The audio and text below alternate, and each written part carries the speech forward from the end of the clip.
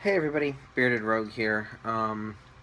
So one of the things that I have been thinking about, um, because today Fantasy Flight announced a Fallout board game, and it looks like it's going to be a typical Fantasy Flight production with gorgeous miniatures and full production values and fantastic art, and it's going to be very strongly set in the IP. And one of the things I've really started noticing around this Gen Con in specific is that I'm not getting as excited for those kinds of releases anymore like I used to. I'm a big fan of Fallout. The whole series is one of my favorites. I'm a big fan of Doom. I'm a big fan of a lot of video games, but most video game adaptations into the board game world just haven't worked for me for one reason or another. There's a few, like Battle for Baternia up here, that really works for me, and then BattleCon, which I can't actually point to because it's in a bitbox. But BattleCon really works for me as a fighting game type simulation. But video games are something that I was very into, specifically like early console games like the Nintendo and the Sega and the Sega Genesis specifically, and then PC games like Doom and Fallout and stuff like that. Like that's kind of my gaming history as far as video games go. So I'm really interested in all of that stuff, and there haven't been a lot of adaptations of those that have really worked for me. Seeing some of the amazing stuff like that Gale Force 9 has done with TV shows and stuff like that has given me hope for IP-related properties going forward, but these types of games are more like IP-inspired type games. The Fallout game is very Fallout in a lot of ways, but in a lot of other ways, like it just really, I don't know why it doesn't appeal to me. I feel like it should. I felt like the Doom game should. Like, I don't know how else you could do Doom in cardboard form except as a dungeon crawler, but it really makes me question the idea of translating video games to cardboard. I think there's a lot of skills that are present in video games that don't overlap with cardboard games as much as we would think that they should or could.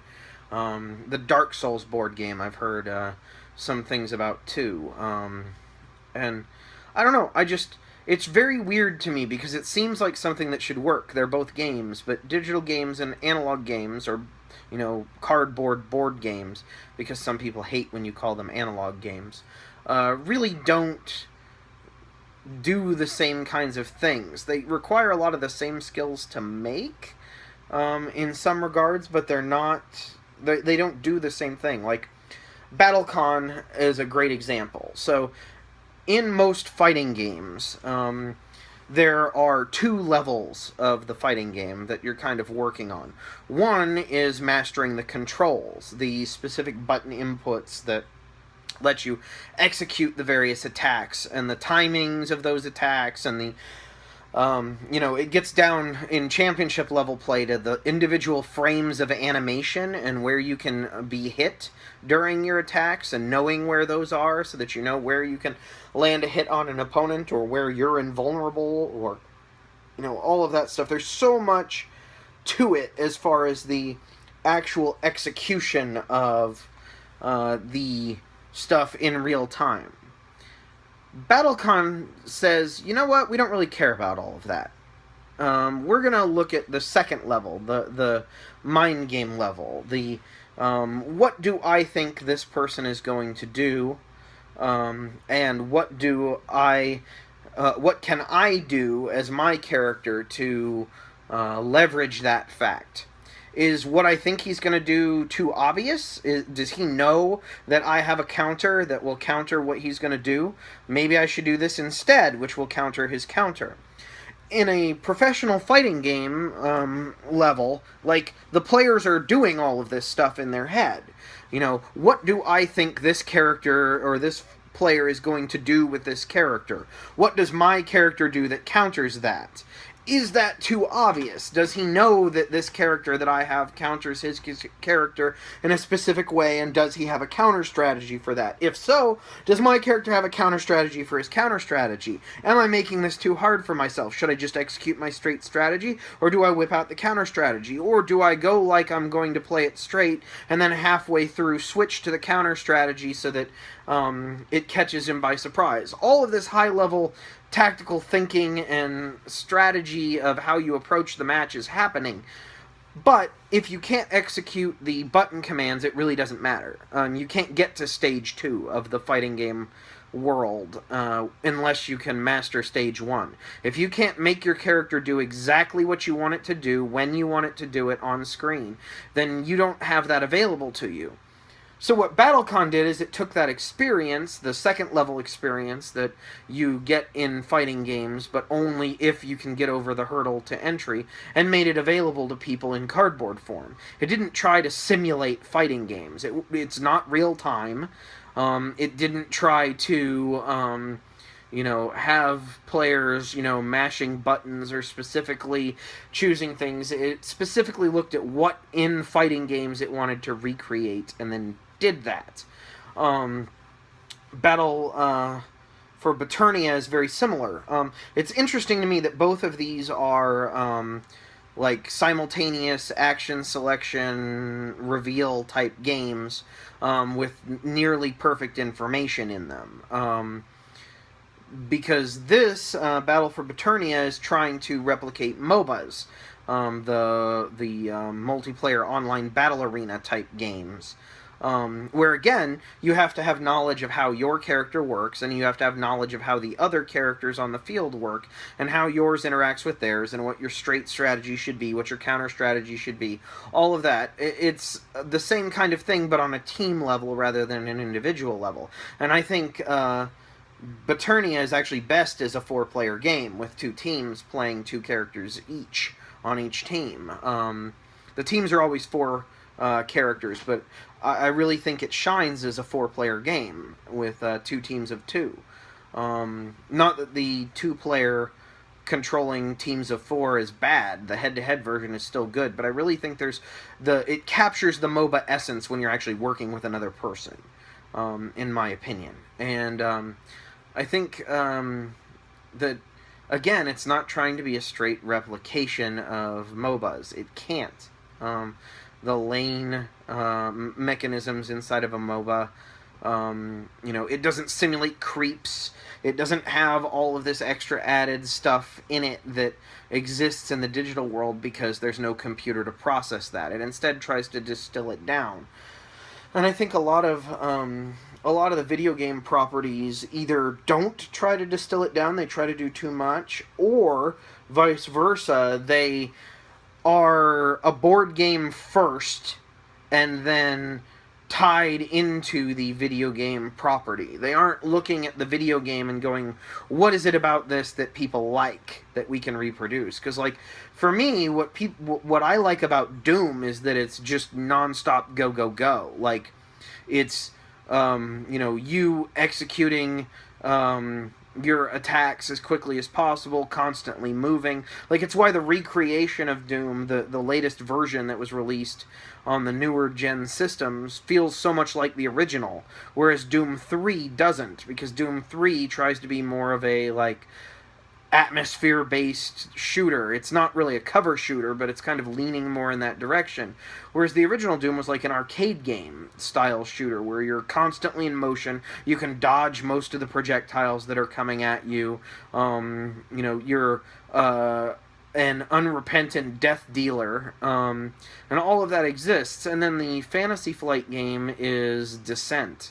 In a lot of ways. It's, rolling dice to see if you hit, and the characters have different weapon loadouts, which is kind of neat.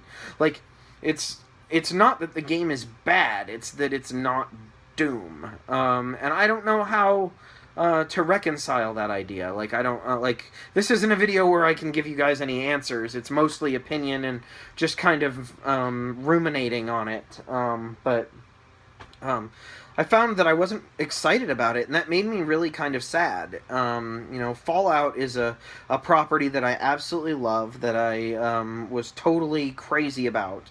I don't know how many times I've beaten Fallout 2 in my life. I think I've played nearly every scenario that can come up except for the random ones. I've been on one side of every story beat that's in the game, as far as I can tell.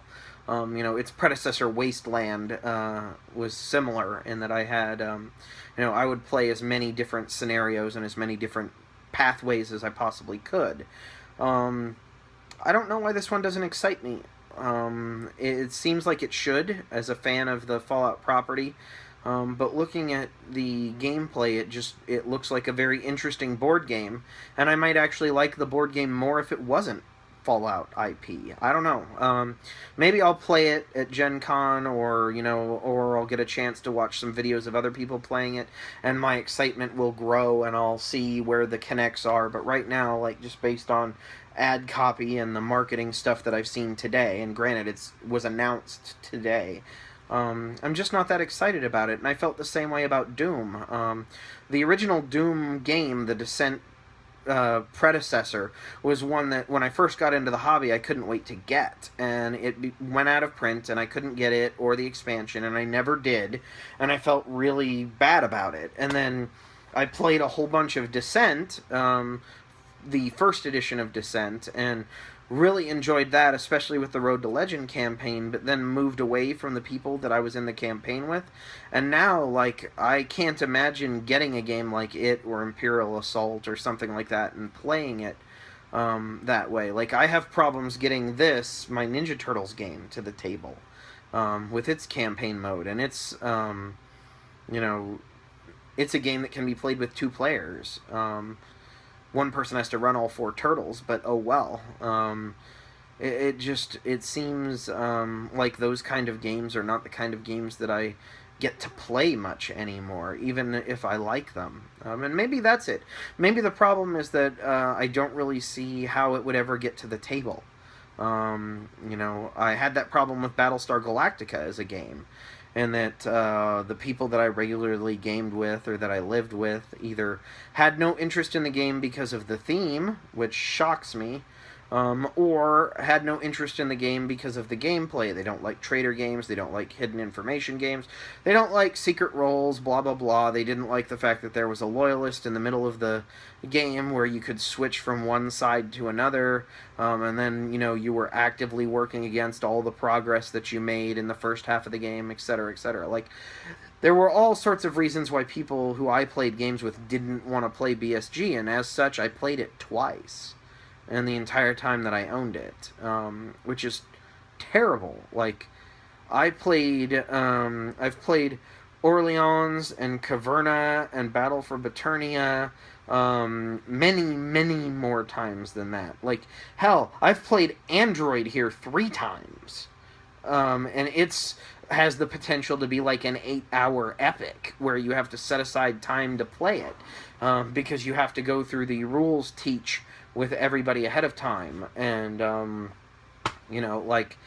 it's still, I've played it 3 times. I played Battlestar twice, even though I think it was a great game. I really enjoyed it. It just never got to the table. So maybe that's it. Maybe it's that I'm starting to evaluate games based on whether or not they'll actually hit the table, and that's a reason why. I don't know. That's just kind of where I'm at with it. It was just kind of odd news to find something like that I'm so totally into that I just really didn't want anything to do with. Yeah, I think that's enough. Enough rambling. I will let you guys go, and Bearded Rogue out.